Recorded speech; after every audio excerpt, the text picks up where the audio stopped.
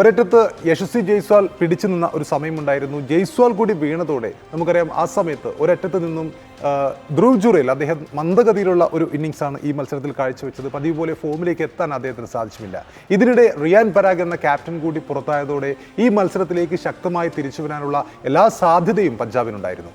അവിടെയാണ് ആ സാധ്യതകളെ ഇല്ലാതാക്കിക്കൊണ്ട് ഫെറേരയും അതുപോലെ തന്നെ ശുഭൻ ദൂബയും ആഞ്ഞടിച്ചുകൊണ്ട് രാജസ്ഥാനെ വിജയത്തിലേക്ക് എത്തിച്ചത്.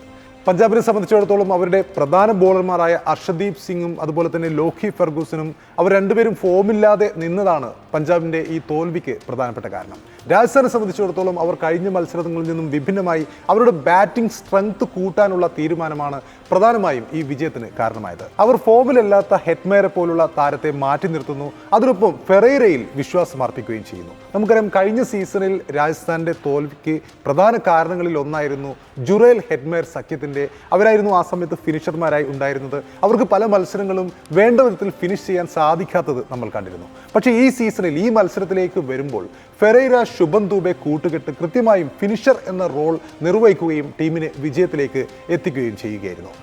ശുഭൻ ദൂബെ ഇമ്പാക്ട് പ്ലെയറായി ഇറക്കിയ സമയവും കൃത്യമായിരുന്നു. അദ്ദേഹം നമുക്കറിയാം ഒരു സമയത്ത് വലിയ ഹിറ്റർ എന്ന രീതിയിൽ തന്നെ IPL വരവറിയിച്ച താരമാണ്. പക്ഷേ വേണ്ട വിധത്തിൽ അദ്ദേഹത്തെ ഉപയോഗിക്കാൻ പല ടീമുകൾക്കും കഴിഞ്ഞിരുന്നില്ല. പക്ഷേ രാജസ്ഥാൻ ഈ മത്സരത്തിൽ ഫെറേരയെ ഇറക്കിയ ആ ഒരു പൊസിഷൻ, അതിനുശേഷം നമുക്കറിയാം രവീന്ദ്ര ജഡേജ എന്ന വെറ്ററൻ താരം അവിടെ ഉണ്ടായിരുന്നു, കൂറ്റനടിക്ക് പേര് കേട്ട താരമാണ്. അതുപോലെ ദസുൻ ഷനക എന്ന ശ്രീലങ്കയുടെ നായകനും അദ്ദേഹവും കൂറ്റനടിക്ക് പേര് കേട്ട താരമാണ്. പക്ഷേ അവർക്കൊക്കെയും മുമ്പ് ഇദ്ദേഹത്തെ ശുഭൻ ദൂബയെ ഇറക്കിയ ആ ഒരു പൊസിഷൻ, ആ ഒരു തീരുമാനം കൃത്യമായും ഒരു പൊന്നായി മാറുന്ന കാഴ്ചയാണ് രാജസ്ഥാനെ സംബന്ധിച്ചിടത്തോളം ഈ മത്സരത്തിൽ ഉണ്ടായത്. രാജസ്ഥാന്റെ വിജയത്തിന് പ്രധാനപ്പെട്ട കാരണവും അദ്ദേഹത്തിന്റെ ഈ ബാറ്റിംഗ് പൊസിഷൻ കൃത്യമായി നിർണ്ണയിച്ചു എന്നുള്ളതാണ്. പഞ്ചാബിനെ സംബന്ധിച്ചിടത്തോളം ഈ ഒരു തോൽവി, ഒരുപാട് മത്സരങ്ങൾ വിജയത്തിന് ശേഷം അവർക്കൊരു തോൽവി എന്ന് പറയുമ്പോൾ അവർക്ക് അവരുടെ വെടിക്കോപ്പുകൾ ഒന്നുകൂടി പരിശോധിച്ചുകൊണ്ട് അല്ലെങ്കിൽ ഒന്നുകൂടി കുറ്റമുറ്റതാക്കാനുള്ള ഒരു അവസരം കൂടിയാണ്. രാജസ്ഥാനെ സംബന്ധിച്ചിടത്തോളം അവർ ഇതിനകം തന്നെ 6 വിജയങ്ങൾ നേടിക്കഴിഞ്ഞു. 6 വിജയങ്ങൾ എന്ന് പറയുമ്പോൾ അതൊരു പുതിയ ടീമാണ്. പുതിയ ടീം എന്ന് പറയുമ്പോൾ കഴിഞ്ഞ വർഷം സഞ്ജു സാംസൺ ആയിരുന്നു അവരുടെ നായകൻ. സഞ്ജു ഈ വർഷം ചെന്നൈയിലേക്ക് മാറുന്നു. റിയാൻ പരാഗ് എന്ന പുതിയ നായകൻ വരുന്നു. കഴിഞ്ഞ പ്രാവശ്യത്തെ കോച്ചായിരുന്ന രാഹുൽ ദ്രാവിഡിന് പകരം കുമാർ സംഗക്കാര എന്ന പഴയ കോച്ച് വീണ്ടും തിരിച്ചെത്തുന്നു.